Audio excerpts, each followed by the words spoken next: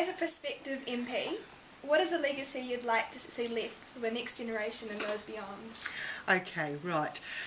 It's a simple legacy, but it's going to be big. I've got 6 grandchildren who've been born the last couple of years, with another one in March.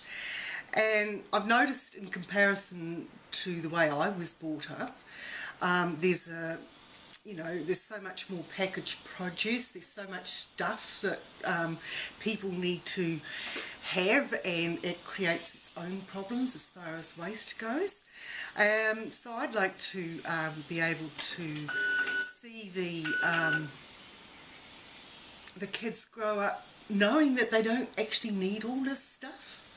You know, to me it just, it's such a throwaway society, and I get very anxious. I mean, the most obvious one is nappies, disposable nappies.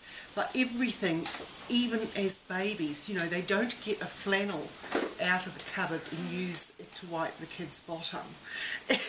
It is something out of a package which also then gets thrown away. There's something impregnated with what they're wiping it on. That too has got chemically enhanced things attached to it. It's really, so if I could persuade the grandchildren that it's unnecessary, to have all this rubbish, that you can have a perfectly good quality of living without all this stuff and junk, I think I've made a major step forward.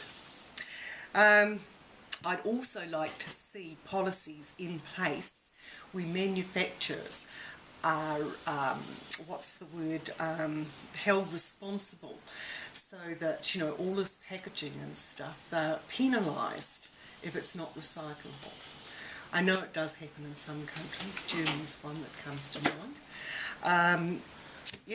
I think that would be great. I want the kids to be able to enjoy swimming in lakes, beaches, rivers, be able to fish in them if they're so inclined for their food.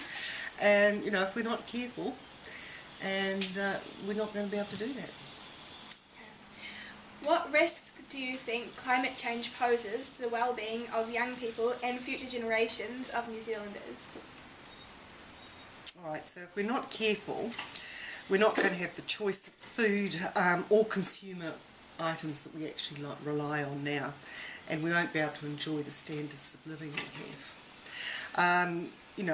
Climate changes will include serious weather pattern changes, such as temperature changes, changes in rainfall patterns and droughts.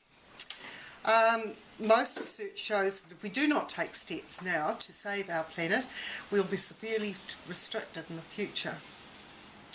And we need an effective trading scheme. It's paramount to bringing about changes, and these will include proper research and development in areas such as renewable energy development, including geothermal, wind and solar power, and of course looking at sustainable practices in agriculture. That's the most important here. Our future actually depends on being able to do these things.